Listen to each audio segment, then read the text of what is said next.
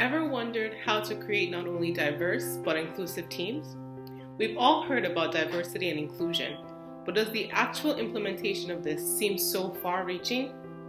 If you've ever asked how to maintain a culture of inclusion in your team or workplace, then this workshop is for you. Join me on June 1st for the art of creating diverse and inclusive teams. We will discuss why diverse teams are more efficient than homogeneous teams and ways in which you can recruit and develop a diverse team. More importantly, we will also delve into best practices for not only building diverse teams, but maintaining a culture of inclusion through mentorship, advocacy, and accountability. I look forward to seeing you soon.